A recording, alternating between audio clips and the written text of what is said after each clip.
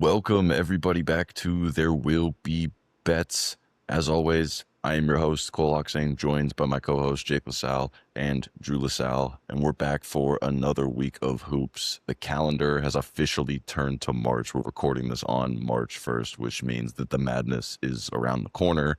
The NBA, despite everything we've said about it, has actually started to heat up a little bit too. So you know what? We're in a good place right now with sports. We also had the NFL Combine, so it's just a good time of year to be a sports fan. We're going to, again, touch on mostly basketball here, really getting ready for March Madness and the NBA playoffs. We're going to start off this week. We've got some rants. I know Drew has one that's kind of on behalf of all of us. He'll go first. And then I've got one that actually has nothing to do with basketball, but I think just needs to be brought to our attention. So, Drew, take us away with your first rant of the day. Let's get right into some animosity here. Yep, I'm going after Mr. Rick Barnes, residing in Knoxville, Tennessee. I'll set the context. This podcast had a round robin that we tailed from an action favorite of ours, a six team round robin, 5 winners. The only loser, Rick Barnes, blowing a double-digit lead with 8 minutes to go in the second half. And all I can say is that it's same old Ricky. Like, this team is abysmal on offense. They may be good defensively, holding Alabama to, I don't even know what they shot in that game, like 30% from 3, and they still find a way to lose that game. And yeah, it ended up taking away an absolutely enormous day for this podcast and turned it into a so-so day. So thanks for nothing, Rick Barnes. You fucking loser. Yeah, Rick Barnes. Rick Barnes will it'll never change. I have watched too many seasons of him as a coach, not only at Texas, but at Tennessee, it's the same story where you watch the team, and if you watch like just a 5-minute segment, you're like, this team is elite. This team can win a title. They play hard defense. And if that happens to be one of the segments where his players are actually scoring the basketball, which they tend to have droughts of doing that, you think these teams are elite, but it's just the same story again and again. Second half, they crumble. They can't play with a lead. I mean, this team had Dalton Connect a couple of years ago and could barely make an Elite Eight. And you're telling me that this team, which I think Gillespie's okay, I think Amen's okay. Rick Barnes, I don't know how it keeps happening, but sometimes you can't teach an old dog new tricks, and Rick Barnes is an old dog. There's no new tricks to teach this guy. I've got more of a broad rant for everybody. And so baseball season's around the corner, and we're all getting ready. I know all of us here on the show, we're putting in all of our futures. We're putting in dozens, if not 100 baseball futures, right? Looking all over the board. There's one future that I plead with everybody, please do not put a cent of your hard-earned money on. A prominent book, I don't know if I'll call it our friends, but over at DraftKings, a book most of us use, listed a bet for a perfect game to happen this year. Fun, right? That's a fun bet. Great. It's only happened 24 times in the history of baseball. You guys know what the odds they gave on this was? Plus 270. That is an implied probability of 27%. That means that they're telling you there's a 1 in 4 chance that something that has only happened 24 times in the history of baseball is going to happen this year. Not to mention, this is in the modern day of baseball where barely anybody pitches 9 innings. And even if guys are on perfect game scripts, they get yanked in the 7th inning because of pitch counts. Like, this is an insane number. This is borderline robbery. And even then, I might call it robbery. Again, 24 times in the history of baseball, and they have the audacity to list it at plus 270. If you're out there, there's a million baseball futures you can take. Please do not take this one. Do not give them your money for this one. They have plenty of other ways they can take your money in a more fair way. This is worse than the football Super Bowl coin toss, in my opinion. I had problems with that, but if you take this, then please call the number. This is not good. You need to understand probability if you're going to be taking this type of wager. So DraftKings, boo you. Boo for this. Give at least somewhat realistically fair odds if you're going to do these types of things. Just come on. Bro, if that's the line they're giving, where's the no? Can I bet the no? Because that's a boosted line that they say. Can I bet the no? Like you said, the chances of this actually happening are so slim because it can't happen at the beginning of the season because, like you said, they're just going to rest pitchers over, letting them continue games. And it can only happen to a team towards the end of the year who is not in playoff contention, which obviously means that you have a limited pitchers that aren't in that playoff contention. It's just such an unrealistic thing nowadays with like hard pitching caps and stuff like that. It's crazy. Yeah, and I mean, if you really think about it too, in the modern baseball era, there's so many more walks than there used to be as well because of how analytical batters have gotten. Like, even just taking that into consideration alone, you can't even get remotely close to this number. That's not even including all of those other things you just mentioned and just the freak nature of a perfect game happening. We were talking before the podcast, there were 3 of them in 1 year in 2012. And then there just wasn't one for 10 years. That level of random, and you're getting the same odds that I think you could bet Alabama to beat Tennessee yesterday on the money line. Like, it's insane that you're telling me those two are the same thing, because we literally watched it happen, no problem. That was low. Yeah, sorry, a little bit too fresh in the mind there, but that was just the best example I had. They probably weren't actually plus 270. They were probably shorter than that. But again, my point is, like, that's the level of money line that I throw on any college football Saturday with an underdog I like. Like, that's the level of line they're giving here. It's insane to me. And again, I feel like I could do a rant every week on bad numbers being hung by, a little bit of predatory action by sports books, but this is the type of stuff that I understand when people get upset with sports books for this type of stuff. So you know what? In our little small corner of the world, if we can shun DraftKings just a little bit for that, then I think we should. Especially because they don't give the no side. They don't give the other side. It's not a fair line. I guarantee Alabama's live number was a lot better than plus 270. Yeah, probably at halftime. Well, I don't know. Do the books take into account the Rick Barnes factor? If they do, then maybe it wasn't. Yeah, fair. And everybody and their mother was on Alabama, so they probably had that shit way juiced down. All right, guys. Well, like we said, we were going to start with a couple of rants. Hopefully we covered a couple of fun topics there. But before we dive into the heart of the episode, which is going to be college basketball and NBA this week, we just want to ask that if you're watching this video and you are enjoying, please do drop a like on the video. If you want to keep seeing all of our videos here all the way through the rest of basketball season, hit that subscribe button, hit that bell as well. Never miss an upload from us as we continue to post our weekly episodes as well as our daily clips all the way through the rest of the basketball season and even into the summer. All right. Well, like we said, it's college basketball time, and we had another good week. I don't know if it was quite the amazing week we had the week before, but that's naturally how it goes, especially kind of ramping right before March. It tends to take a little bit of a dive just because there's no way you can match the hype of March regardless. And I think the reason it ended up being this way too is the first thing I want to talk about is the good teams are really starting to separate themselves from the crowd. Obviously, we got fortunate to see Duke and Michigan play each other last week. It made for a great game. This week, they did not play each other, and they just handled business with no matter who they played. Each of them played kind of a sieve during the middle of the week, took care of business, and then came in on Saturday, or I guess Friday in the case of Michigan. We had Friday play Illinois, which is a top 10 bout, and we had Duke play Virginia, which Virginia is the 11th ranked team in the country, at least as of last week. So both of them taking on legit contenders, and both just handled business. I mean, Michigan never really in doubt against Illinois, and Duke put the belt to Virginia yesterday.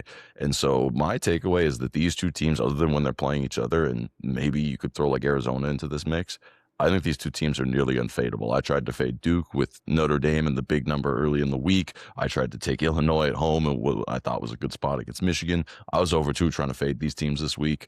I don't know what your guys' take on this is, but I think that at this point, these two teams are just juggernauts. And again, unless you have a team like in Arizona, it's going to be very, very difficult to see these teams losing because they're even winning these games by double digits where they don't shoot well. They turn the ball over.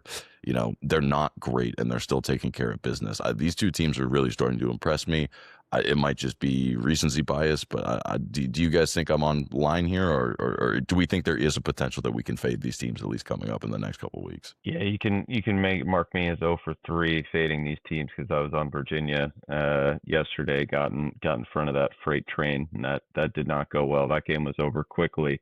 Hey, I don't think you're far off. I will say, I mean, tournament setting and anything can happen in a one game sample size, especially when we're talking about 18, 19-year-old kids. But yeah, it's going to be matchup dependent. I mean, I think you figure these teams will get pretty clear double-digit plus lines up until maybe the Sweet 16 or Elite 8, and then we'll kind of see who they end up going against. It's hard to kind of gauge at times because the ACC is so down still. Like Virginia's a decent team, but like not scaring maybe even like the top 5 to 10, I think, on any given night.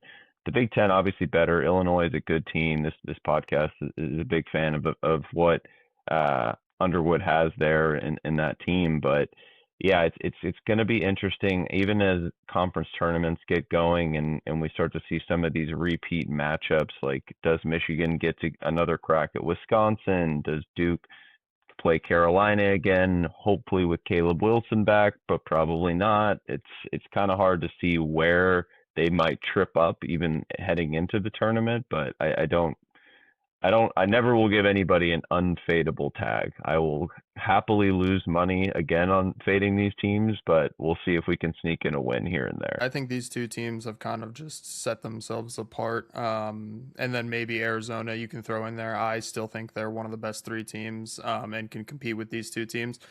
It kind of like goes against what we were kind of thinking a couple weeks ago, where we're like, oh, last couple years have been really chalky. You know, the best teams have made the Final Four. Like this year might be a little bit different because, you know, the next step down isn't that different. I think we're just kind of, you know, it's back to the same thing as last year. These three teams are just better than everybody. It might be a chalky tournament. We might see 3 to 4 1 and 2 seeds in the Final Four again, because the next step is just that much lower than these guys. Yeah, I think maybe you are correct. I think it's these two and then Arizona, as we said last week, those are your 3-1 seeds.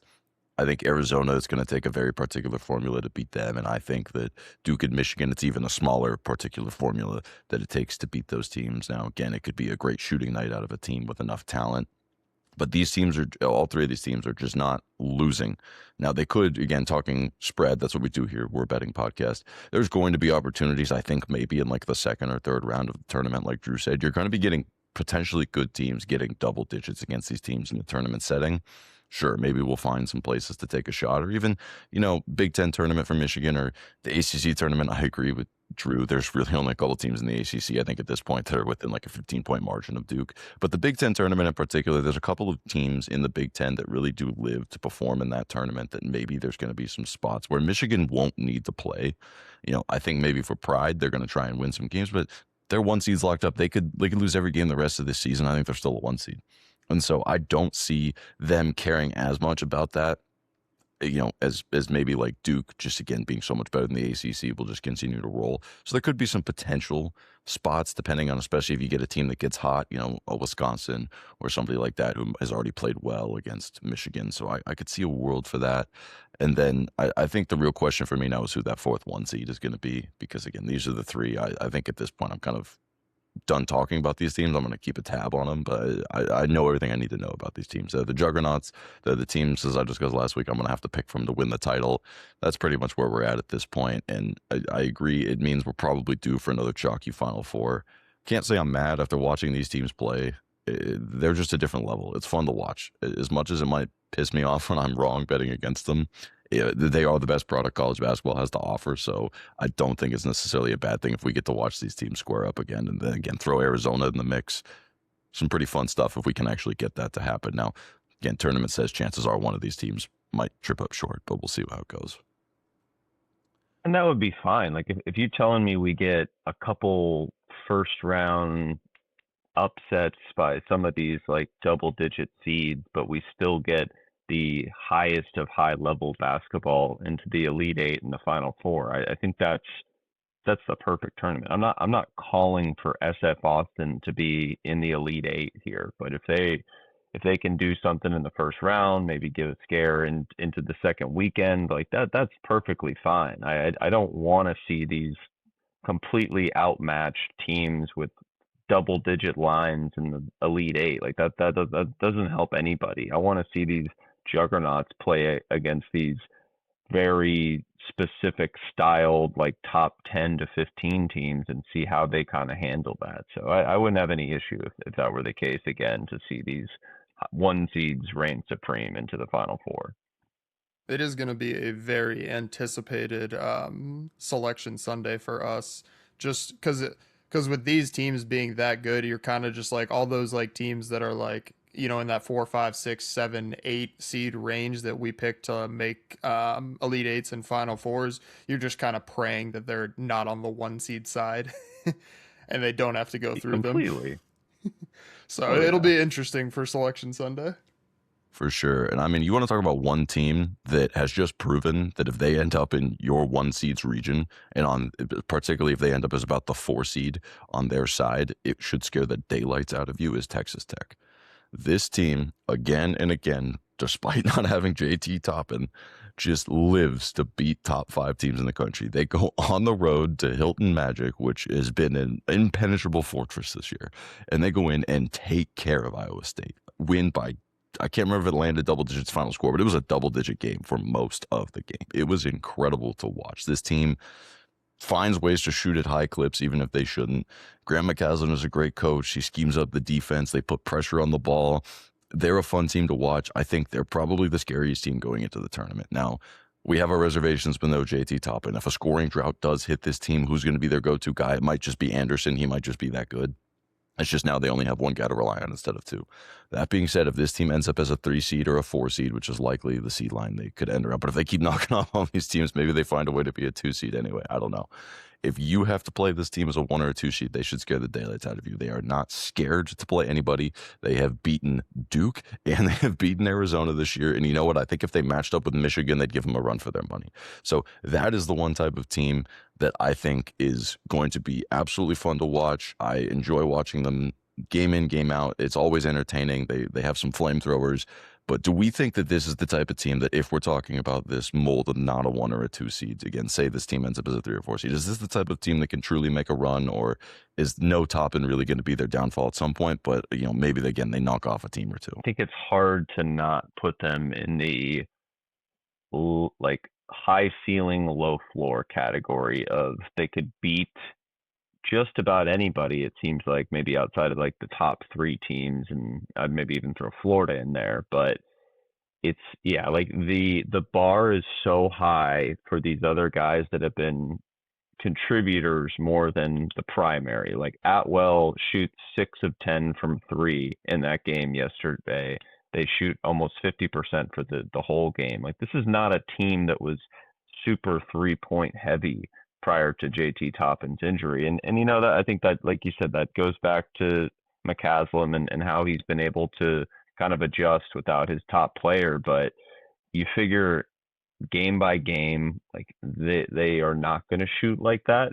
And if you do run into, maybe not Iowa State specific, but a team of that caliber, that if you don't have that A game going, that you're probably going to run a little bit short with some of the other guys that are having to contribute at the volume they did last night. I think the other thing this is ringing true for me is it's going to prove that we weren't totally right, but I think we were mostly right on our Big 12 take. I think that what this proves is the Big 12 has a ton of Tier 2 and Tier 3 teams. Because I'll throw Texas Tech in the Tier 2. Obviously, Tier 1 is the 3 teams at the top, but Texas Tech is at the top of Tier 2, in my opinion. And Iowa State is still a really good team, and Iowa State has had some great wins this year against other good teams. And I think this just proves that the Big 12 is going to have 3 or 4 teams that in the tournament setting can absolutely give nearly any team a run for their money. And I think that if you get these teams in the right matchup, we could see a very heavy Big 12 presence in the Sweet 16. And so I would like to say that I think we're going to end up being somewhat right.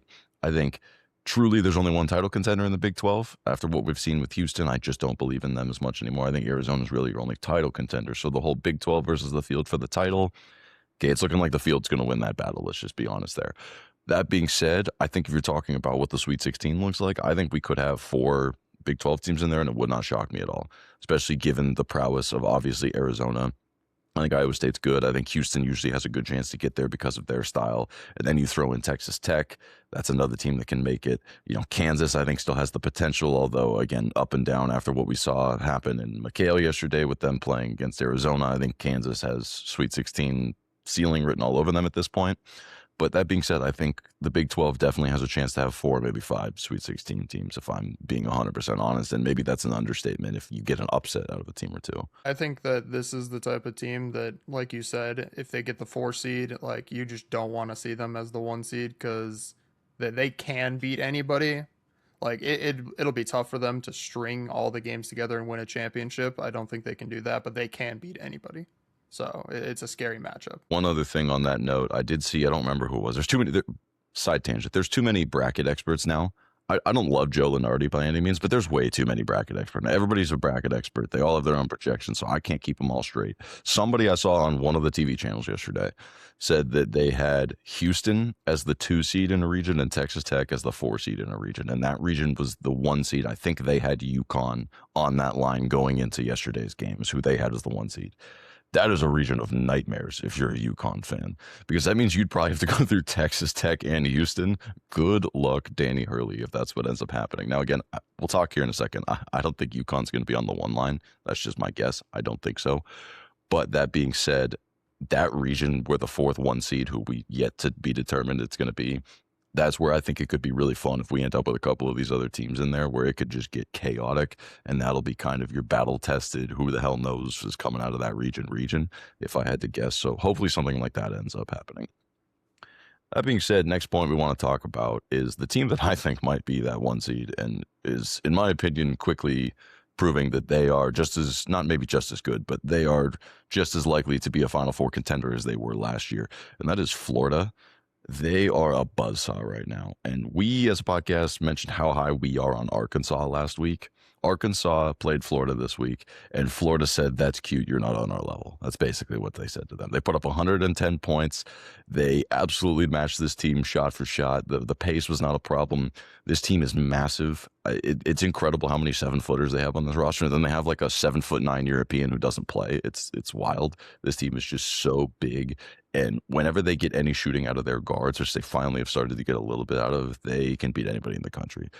This team played Arizona on opening night. If this current version of Florida played Arizona today, I think that game could look a lot different. That's just kind of the way I feel now. I think this team is scary.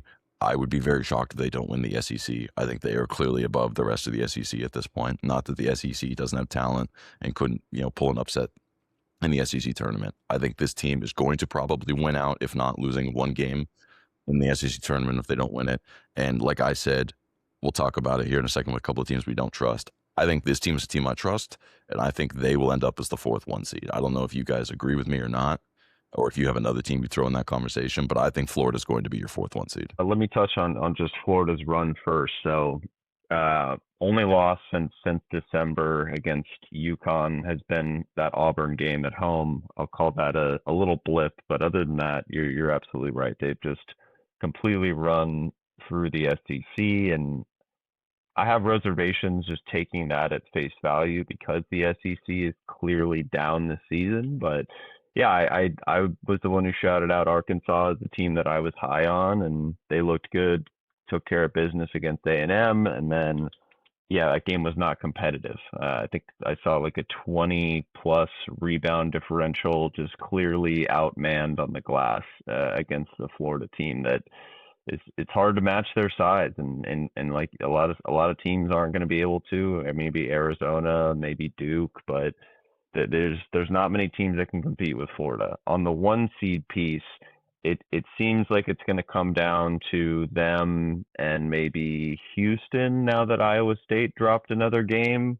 I know UConn's in the mix as well, but I think if Florida or Houston are able to make a run into call it the final of their conference tournament, I think it's a kind of a coin flip between those two at this point. And if the committee's purely looking at how you're trending heading into the tournament, then yeah, Florida no doubt should be the 4th 1 seed, and because they've been more dominant than just about any team in the country outside of maybe Duke or Michigan.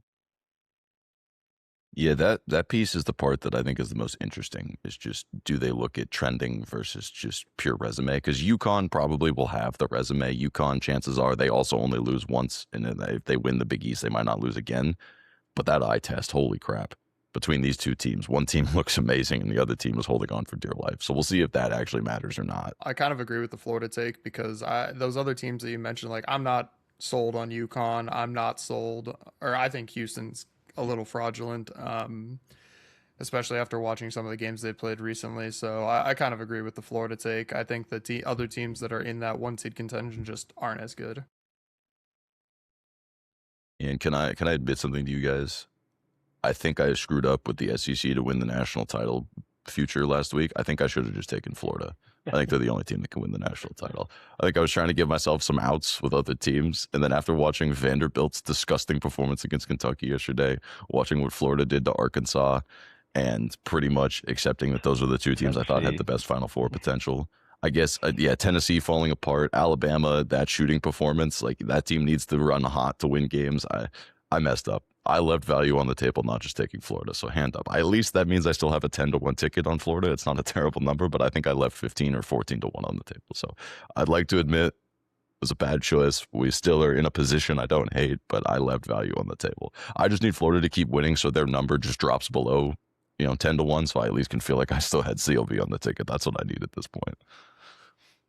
I'm thinking a 1 seed, it'll definitely be below 10-1. But yeah, I mean, there's no other SEC team that I would be shocked if there's another SEC team in the Final Four, let alone winning the national title. So yeah, I think that might have been just trusting, that there are other teams that could maybe be in that position and getting a little greedy, or not even greedy, like more so like trying to, like you said, give yourself more outs and maybe non-realistic outs in that regard.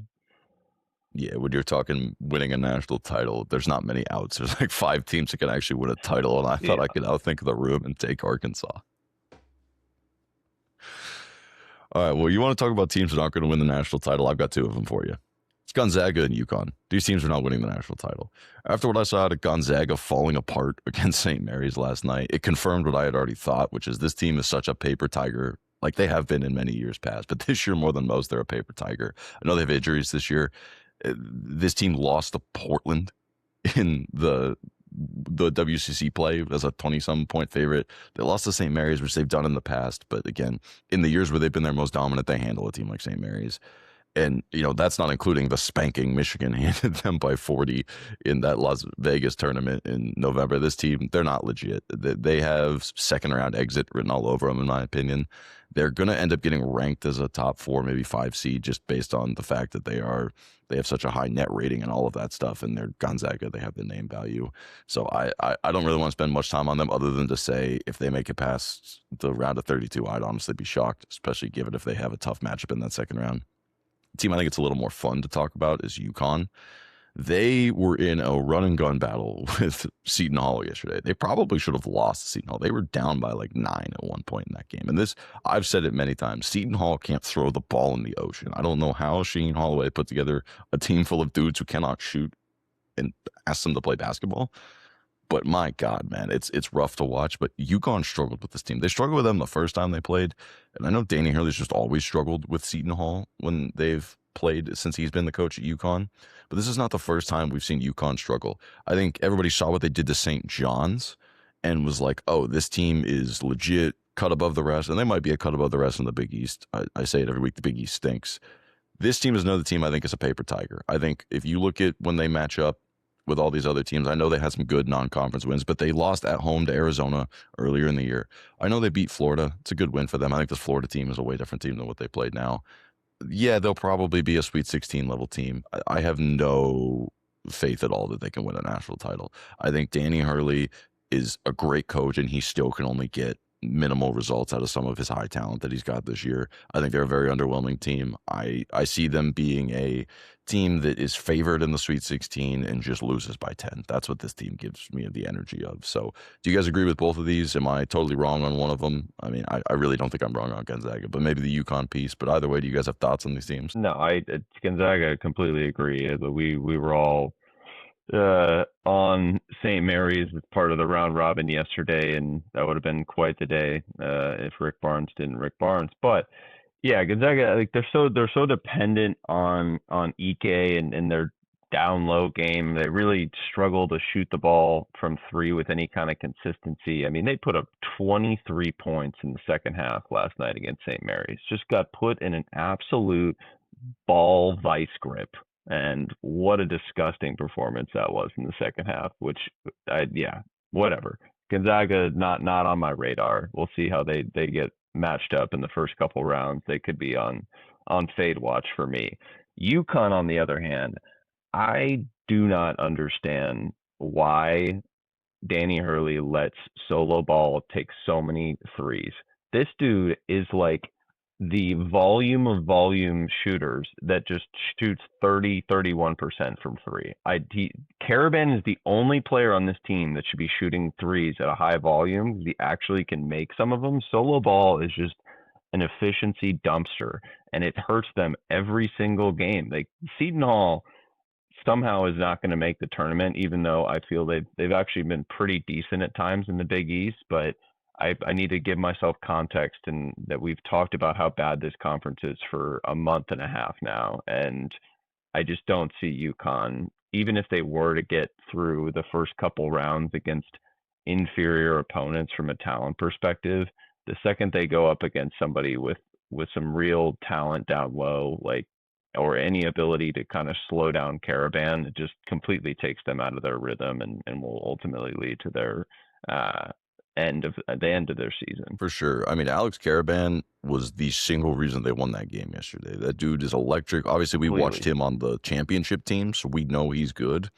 You are right. The rest of this team is so far in talent from what we saw out of the back-to-back title teams. It's crazy. Now, I understand college basketball, things change fast, NIL, transfer portal, all that stuff, new rosters every year. This is not, and I know this expression is usually like your fathers or your brothers. This is not the UConn team you watched 2 years ago. Like, that's how quickly we've ended up in this situation. But this is not the UConn team you watched 2 years ago. This team gets out physical down low by teams. We saw with Seton Hall yesterday. They cannot shoot the three, which is what we're used to seeing. You're 100% correct. I really don't know what they do well, other than I guess you could just say Danny Hurley's like flex motion offense is still an elite conceptual offense, to where if a team in a tournament setting isn't prepared for it, they're going to get some easy buckets. And yeah, they've got legit talent as far as, if you're talking the top 20 teams, they have top 20 talent, but it's on the bottom end of 20, that's for sure. And I just don't see the makeup of a championship team when you watch them. Talking eye test, right? And this is where I come back to the who's going to be the one seed. When you look at Florida and you look at UConn, these two teams have a very similar resume, and actually UConn did beat them. But where they're at now, they're not the same thing. This is the Office, the meme of corporate wants you to find the difference between these two. It's the opposite of them being the same thing. They are so different that it would be glaring that one is better than the other. That's just my opinion. So then the final topic we wanted to touch on in college basketball world is we are at the best time of the year. This week marks the start of conference tournament time, which leads into NCAA tournament time. It's the small conference tournament starting this week. Obviously, your Power Fives and some of your mid-major and your high-major conferences don't start till the week after.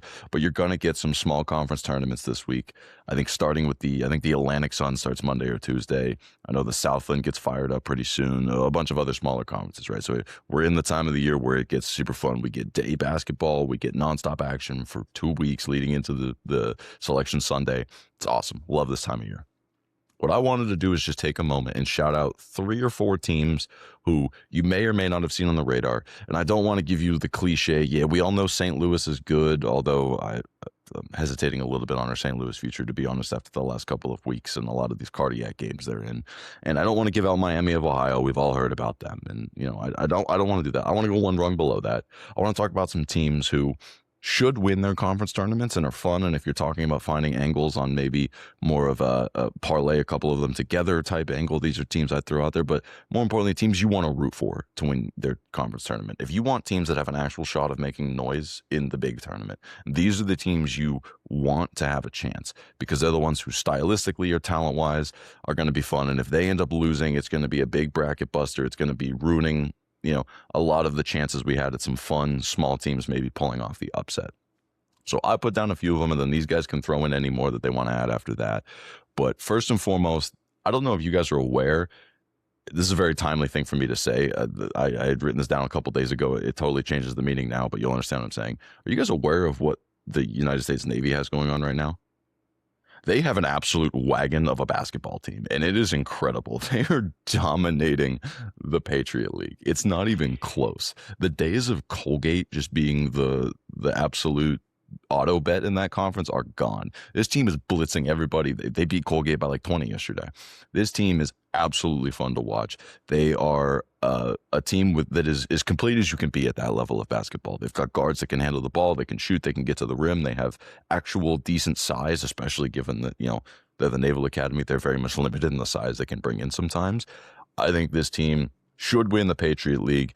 It really shouldn't be close as long as they take care of business. And I think they're going to be that type of team that ends up on the 14 line that can give a 3-seed a run for their money, at least for like 30 minutes, really put the pressure on, those classic late Thursday night on the first day of the tournament. And you're like, wait a minute, Navy is still hanging around with one of these 3 or 4 seeds. I think they're the type of team. So you absolutely want them to win the Patriot League. It's going to be a big minus number. So if we're talking taking them to win it, you're going to have to do something a little different. But I would look to play them in as many ways as you can, leading into the tournament. Another team I want to shout out, don't know if they're going to be the favorite in the Big West tournament, but I would like to see them win the Big West, which is this Hawaii team. They run maybe the most unique defense in the entire country. They call it the no-switch defense, and they're not kidding. They literally do not switch any screen, on or off ball. It is nuts.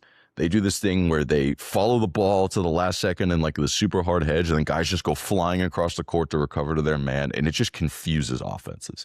Now, given they're going to have to win the Big West tournament, the one issue with a defense like that is if you've seen it once, it loses its sparkle, right? But if they can find a way to win the Big West, which they have the offensive capability to do, they're by all means a top 3 team in the Big West. It's a smaller tournament, so anything can happen. If they get into the tournament, they absolutely, in a short time to prepare, could give a talented team some problems because like no high-level team plays defense like this. So I absolutely want you guys to keep your eye on them. I think they're a fun play in the Big West if you like their matchup as well. I know that, UC Irvine, UC San Diego, UC Santa Barbara, all those schools are all competent as well. So, it might be a little bit of a longer shot, but definitely want to shout out Hawaii.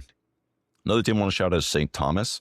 If we're talking the NCAA tournament, this team can't win. The Horizon League just never performs in the NCAA tournaments because their style does not translate. It's a high-paced league. They shoot a lot, and they just don't have size. But I think this team is super fun in the Horizon League, and they've been kind of dominating down the stretch. And I think they're going to be another team that will likely be the favorite in their conference tournament in the Horizon League that you should look at. Maybe, again, pair them with Navy, have a fun little parlay where you're just rooting for 2 of the most fun teams to watch. But this team is a team that came very close last year. They lost to Nebraska Omaha in the Horizon League Championship. They're a new team to Division I. They had moved up just a few years ago. I think it's a really fun storyline, and they've just been getting better every year. And if you want just fill it up basketball, this team plays it. They like to get up and down. They definitely shoot a lot of threes. It's a fun style to watch. It's hard to watch Horizon League games. I can't remember what channel their conference tournament's on, but you have to watch most of their games on like a streaming service. So if you haven't been able to watch them all year, now's the time to tune in when you actually can see them on TV. And then finally, you want to go as low as possible in the low major category. Have you heard of the MAC? Not the MAC, like the one we love for football, the Mid-American, but the MAC, the MAAC, the Metro Atlantic Athletic Conference, or whatever garbage name they have. Okay, great. So you've heard of that conference. Have you heard of Merrimack? Another team that moved up. Merrimack's claim to fame is that they were the team who was not allowed to compete in postseason play, and Fairleigh Dickinson got to go to the tournament instead. So Merrimack actually won their conference 2 years ago, whatever that was. They beat Fairleigh Dickinson, but Fairleigh Dickinson got to go to the tournament, went on to beat Purdue. That's Merrimack's claim to fame. They've yet to make the tournament since moving up to Division I. They are the best team in this conference by a long shot. They're one of the few teams left in the country who plays only zone. They run that Jim Boeheim style Syracuse 2-3 zone. They've got long bodies for the conference they're in. Super fun to watch. If you can catch any of these conference tournament games, they're a great team to watch. Their one Achilles heel is classic, as your youth coach would tell you, you can't rebound when you play zone. This team cannot rebound. They give up more offensive rebounds than anybody in the country, so it could trip them up. So if you find one of these couple of teams in their conference with a rebounding edge, maybe you'll find some value to bet against them. Another fun team to watch. They'll likely be like a 16 seed play-in type team, but I want to shout them out as well. Those are just 4 teams. Again, I'm a sicko. These are the types of teams I like to watch. There are any other teams, again, and this can be any level. It can be a low-level team. It can be a big school that you think can make a run late. Anyone you guys want to shout out before we wrap up, heading into conference tournaments starting this week? Hard to not call out what's been going on in the MAC with the real MAC with Miami of Ohio now sitting at 29-0. They got Toledo at home and Ohio on the road, but yeah, an unbelievable story. I've lost a lot of money trying to get in front of that train this season, but I am curious how that tournament plays out, and we'll go further into who we like to win these certain tournaments, but it seems like Akron and Miami of Ohio are kind of on a collision course for the MAC title game. We'll see if Akron maybe gets tripped up against um, Kent State in their what feels like inevitable 2-3 matchup. But yeah, incredible season for Miami of Ohio. The other one I wanted to call out, UNC Wilmington, 14-2 in their conference so far this year. I think the odds are going to show somewhere. I haven't looked at them recently. They have a couple of games left, but they'll be a minus number likely in their conference tournament. I think that is a group that I would be considering a long shot in. I think the two games they lost this year, I know they lost to Howard out of a different conference, and then they lost to William and Mary, and I'm blanking on the other team they lost to in their conference. But curious how that bracket kind of plays out, and we could see some value in kind of the 4 to 7 range is what I'm thinking for that tournament. So we'll stay tuned for what we end up going with our conference futures. Yeah, one note on that particular conference, the CAA. Hofstra is a deadly team in that conference. If they're shooting well, could be fun to back them as what you're talking about. But my real take on that is I want UNC Wilmington to win because I actually think they could win a tournament game, like an NCAA tournament game. They are big. They actually have legit size. They could compete with one of the big teams they would end up playing. That being said, I think you're right. They're the one team who's going to be a minus number who scares me that they could trip up. Do not include them in your Navies and your St. Thomases and your Merrimacks of the world where you're looking for just your small conference darlings that are going to just take care of business in their conference. But I do want them to win their tournament because I actually think you're talking picking a 14 over a 3, maybe a 13 over a 4 type matchup on your bracket. UNC Wilmington has the build to do it because they have some guys who can hit shots at times and they've got size that can negate what would be, a 7-footer or, some big size out of a Power 5 team. So I think they'd be really fun if they can get it done. I agree with you next week when we're talking more about the conference tournament situation. I think they could be a team that we look to fade again with a team like Hofstra or even like Charleston, some of these teams that could maybe get hot, which I actually think they play Charleston as we record this on Sunday today. So that could be a big matchup as far as seeding goes in that tournament too. So we'll see how that plays out. But I like both of those shouts. And I've said it before, I'll say it again. Please give us the Akron versus Miami of Ohio MAC tournament with an undefeated Miami, and then give us a 2-bid MAC. I live to see the day we get a 2-bid MAC. As a sicko, that would make me so happy. Man, Cole, take a breath. We're guys, reading through that. Jesus. He's just. Well, I didn't want to spend like 20 minutes. You just got information on information, man. You just tossing this stuff out. All right, well, we spent enough time rambling on college basketball. Sorry for that rambling there at the end. These guys, I think, got a little bored with me waxing poetic about mid-major basketball. So we're going to move into the NBA, which I'd rather watch mid-major basketball than this crap. But I know Jake's a big fan, and we've been having some fun playing some guys. So we've got some storylines to cover in the NBA. First and foremost, crazy news. I think 2 weeks ago we teased this, we threw it out there as an idea, but reality has come quickly, and that's Kneppeul is now your favorite to be the rookie of the year at the NBA. It's his world. We're just living in it. This guy's on a tear. Cooper Flag, some injury stuff, being limited by the Mavericks because they stink. I think there's very much a world where we see this number maybe get even a little bigger for Kneppeul. Jake, I know you've been just hammering Kneppeul props like we talked about last week. Do you think Kneppeul is going to end up being the rookie of the year, or do you think somehow Cooper Flag shows back up enough? What do you think is going to happen? Yeah, Con has been just a control click on his overs the past couple weeks. It's been just impressive to watch, and because of his play and LaMelo's play and a couple other players on that team, this team has been kind of surging through the East, and I think that, like you said, with Dallas just being as bad as they are, this whole flip in the rookie of the year is probably just because, one, like, he's also putting up insane numbers, but this, like, Charlotte's actually like a team that's going to make the playoffs, could actually, win a couple of rounds in the playoffs. And so, like, it's kind of the narrative of, like, he's having as good of a season, maybe a little bit worse, but they're just a better team, and he's kind of the driving force of that team. So I think that the flip is the flip is not like as we expected. Obviously, we thought Cooper Flag was running away with it, but it's kind of interesting to watch. And we always say it's a narrative award at the end of the day, and the narrative of somebody driving their team to win is a bigger narrative than just domination. For sure. And I mean, I'll give Drew credit first and foremost. He called it a couple weeks ago. I'll let him go off on it, but he was the first one to really say this exact scenario playing out. So I'll give him credit where credit's due. Yeah, no, it's I didn't expect it to happen so soon. I think the flag injury has definitely aided that a little bit, and we'll call it injury / load management a little bit. But yeah, I'm scanning the standings now, seeing where the Hornets stand, and they're sitting on the 9 line right now. Obviously, a chance to maybe creep into like the 7 or 8 with the like 23 games to go, depending on the team. But yeah, it's one of those where I don't see the Hornets. Like, I don't think they're going to go and compete with the Pistons or the Celtics in round 1 necessarily. But for just considering where this team has been the last really 5-10 years, maybe the entire history of their being since Chris Paul was shipped off, it's impressive that they've turned it around, and they clearly have young talent littered on this team with Miller, with Ball, with Kahn.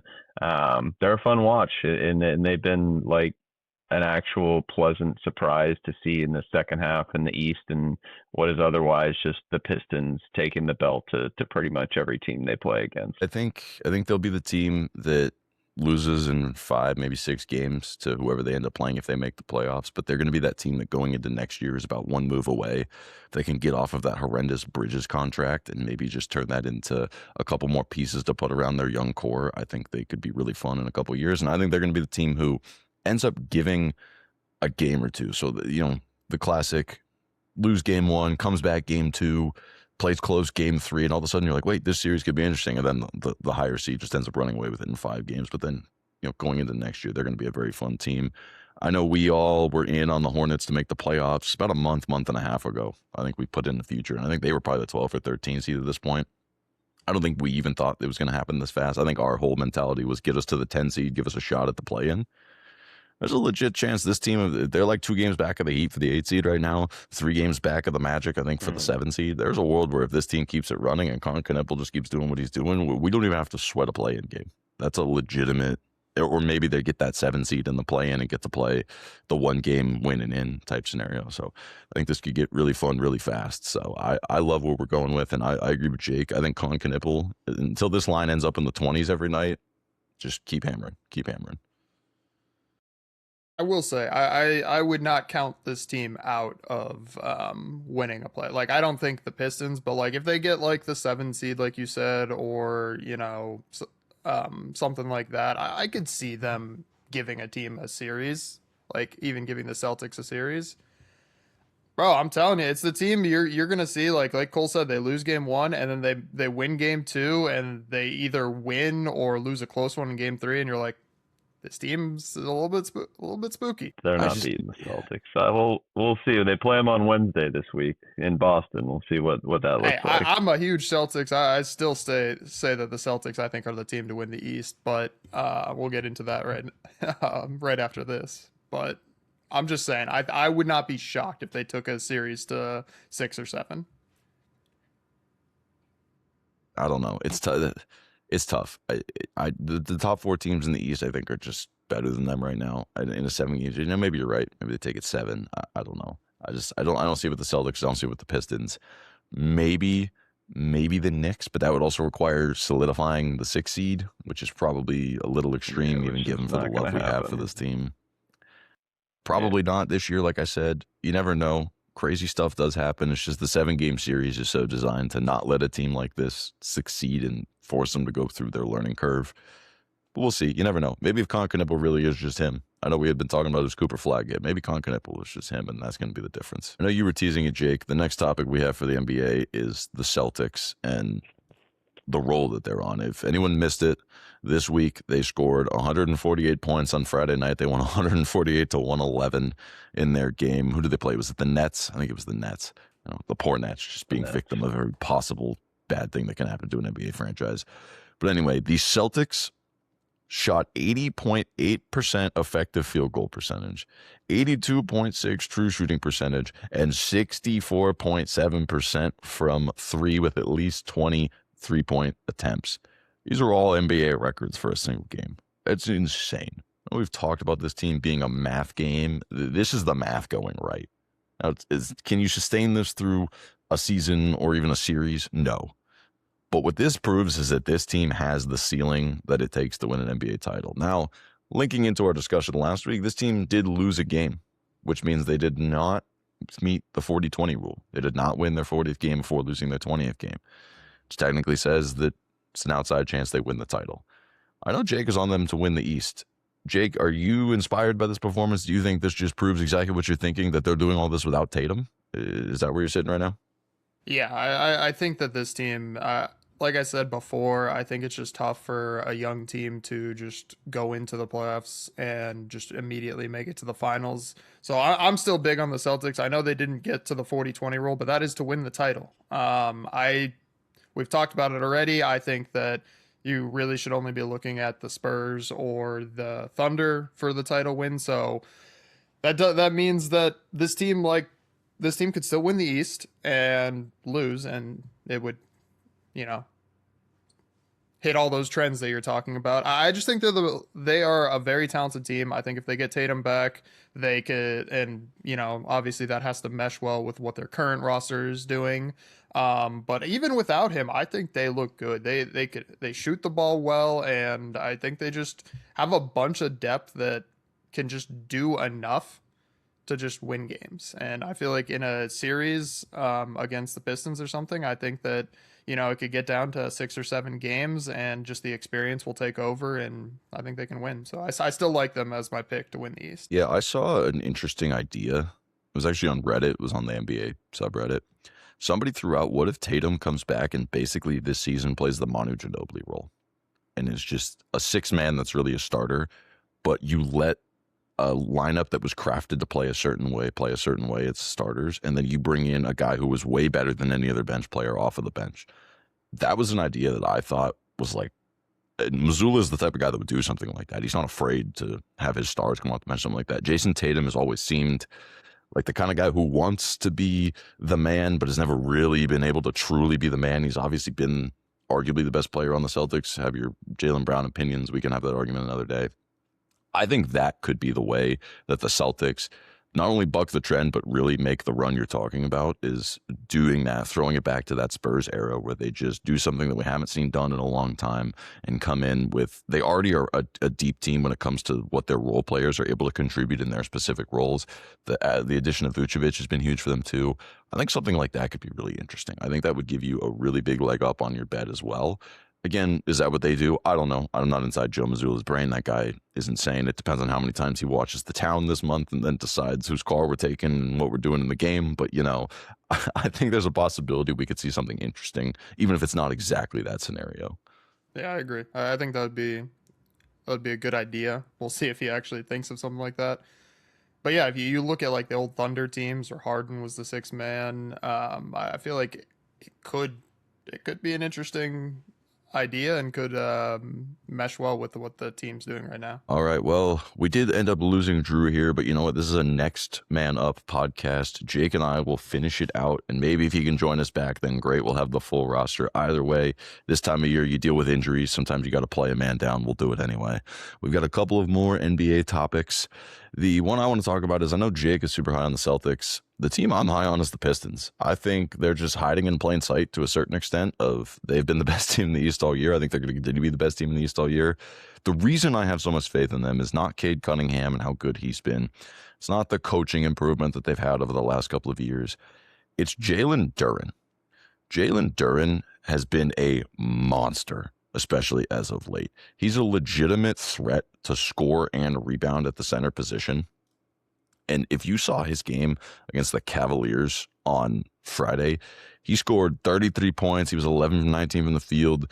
He had double-digit rebounds and was an absolute menace going up against both Jared Allen and Evan Mobley for the Cavaliers, and just proving that this team is an all-around solidified powerhouse in the East. And I think the fears of them being a young team with inexperience go away a little bit when you know you have more than just one guy you can rely on. And I think they've got 2 or 3. They also have some veteran presence on this team, whether it's Tobias Harris or a couple of other of the role players. You know, Duncan Robinson has been able to fill in a solid role shooting the three. He's obviously bringing a little bit of veteran presence as well. He's been on playoff runs before.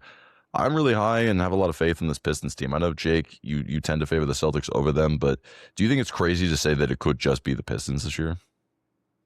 No, obviously, I think that they are, like you said, I think they're the hide in plain sight team. Like nobody's really talking about them, but they are the best team, talent wise in the East. I think like obviously I've said it before. I'm high on the Celtics. I think the Celtics could win that series, but I think that'll just be a very interesting, must watch TV series. I think like especially the two different play styles that they have clashing. I think it'll be an interesting series. And whoever wins, I have a bet on both of them to win the East. But like I said, I think you're right. It could just very easily just be the looks like a duck, walks like a duck. They are the duck. It's not a giraffe. That's what I always say. It's not a giraffe. Yeah. But yeah, no, I agree. I think that this team, they fit all the rules that you look for in a team that can win the conference, win the championship. We've seen them go toe to toe with OKC, so I think it's possible. I really do. If I'm looking at a back-to-back team in the East, I know they're the favorite, but obviously because it's such a compressed East, you're not having to lay any type of bad minus number. The team I'm still going to favor, I think them versus the Celtics in a 7-game series, it would definitely be probably the most enjoyable series you could get from a product perspective. But I think I'm all in on the Pistons. I really do. I think it's the team. I've been high on them for a couple of weeks. I think Cade Cunningham has taken that next step. Again, Jalen Duren, absolute monster. I think he's kind of that X factor you look for in a championship team, a real legitimate number two. So we'll see what happens.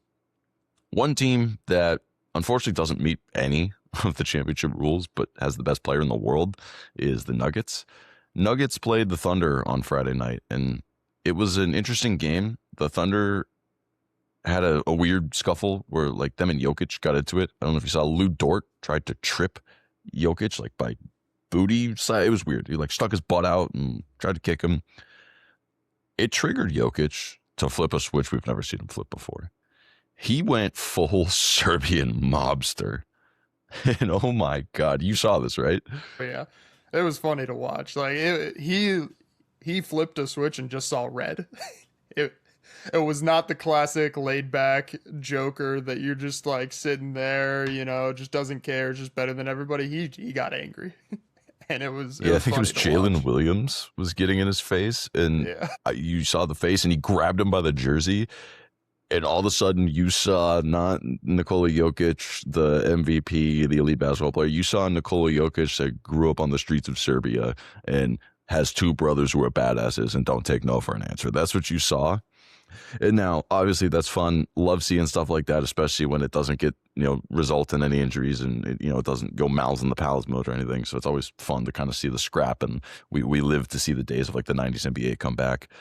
I think what it did prove to me on a basketball sense, and you mentioned this to me earlier, as good as Jokic is, the Nuggets just are not a title contender this year. They were playing up against who was obviously the perennial favorite. They gave everything they had. Jokic was fired up. It was an emotional game. They forced it to overtime. Still came up short. In a 7-game series, we kind of saw it last year too. You can have one or two of those performances, but then the other 3 games, the other team's can end up winning by 20. And I don't think the Nuggets have what it takes to go through OKC and San Antonio based on what I saw on Friday night. Yeah, I completely agree. Like I said, like you said, they gave everything they had. They were fired up, all this, and they still ended up losing the game. I cannot see them winning in 7 against in a 7-game series against OKC. And really what I'm hoping for is I really hope that the Nuggets get the 4 or 5 seed and have to go through OKC first. And then they just have a brutal, tough fought series against them. And then OKC is kind of worn out and the Spurs, continue their dominance over OKC that they've had this year. And that's kind of what I'm hoping for. So I've shifted from the Nuggets thinking they could be a title contender to now I'm just kind of all in on hoping the Spurs can win and picking them as my team from the West. Yeah, I mean, the Spurs obviously fall in the category of concerned about a young team in the playoffs, but I think it would help, especially if you could beat up OKC, or I mean, maybe Denver does find a way. We don't think they will, but maybe they find a way. Then all of a sudden you get that matchup where, again, the Spurs are uniquely capable of matching up against both OKC and Denver. and Denver, because of the fact that you have Wemby, who can maybe slow down Jokic a little bit. And then obviously we've seen them be able to take on the Thunder. So I think that the Spurs, it would be the best path for them. You'd have to hope that they just don't trip up on their own. And that would really be my concern, is that not losing to one of those teams necessarily, but as they lose in a second round game to the Timberwolves or something like that, if that ends up being the matchup, if that's how it falls in that type of situation, you just never know. Yeah. So we'll have to see how that plays out. That'd be my biggest concern, to be honest, with the Spurs. I just would hate it if they had to go through the Nuggets and OKC. That would just, in my opinion, kind of solidify OKC as coming out of the West, and that's just the scare. Yeah, it 100% would. If the Spurs had to beat the Spurs are a young team with no playoff experience. If you're telling me that they're going to beat the Nuggets and the Thunder and then go on to win the NBA title, that would be the most impressive playoff run you've ever seen. So I think that's pretty much where we stand with them. As the Nuggets are more of the poison pill in the West. I don't think the Nuggets are the title team out of the West, but they're the team who can mess everything up because they have obviously the best player in the world and are talented enough to give anybody a series, even if they don't win it. So I think that's really what it means, is that they're the poison pill in the West this year. All right, well, that sums up our NBA discussion for the week. Just as a programming note, I think next week will probably be the last week we really touch on some NBA stuff for a few weeks.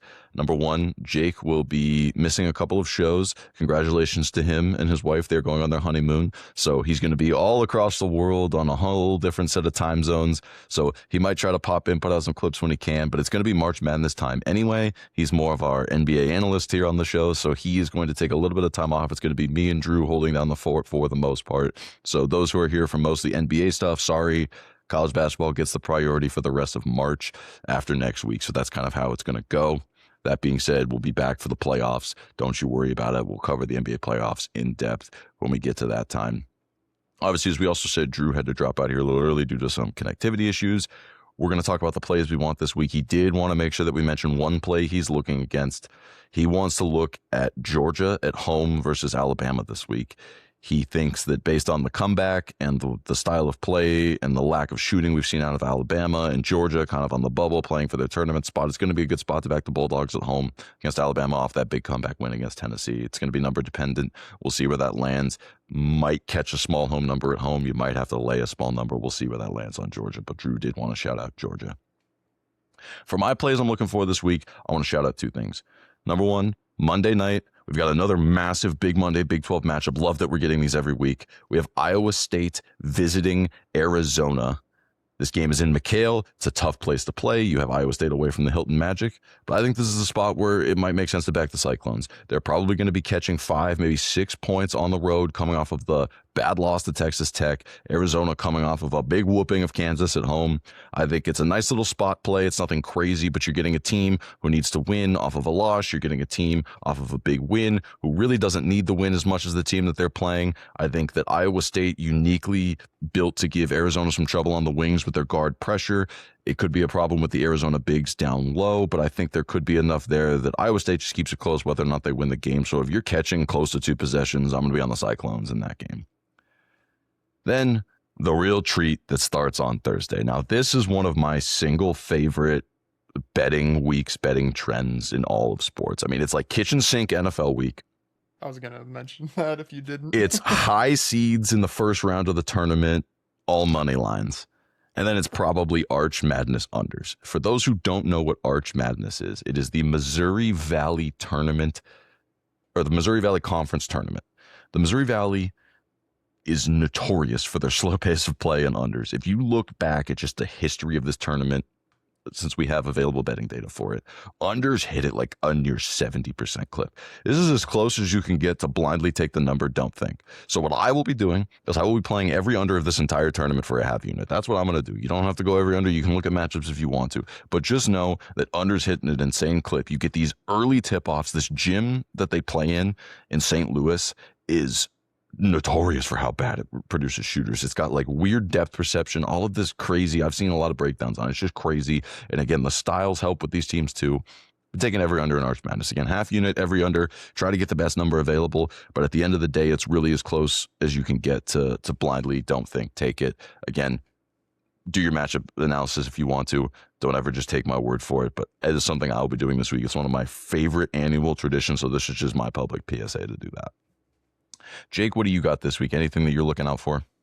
And speaking of the blindly take and don't think, as we mentioned earlier in the podcast, we will continue to bet Kneppeul's over points until this line goes to above 20. He has just been a control click, and we're going to continue. Yeah, as we said, it's Kneppeul's world. We're just living in it. I'm all on board with that. I think I've followed you on the last 3 or 4 of those. I'm on board. Even if he misses 1 or 2, I think we're going to hit more of them than we're going to lose with it. So let's ride the train. But all right, that will bring us to the end of the show.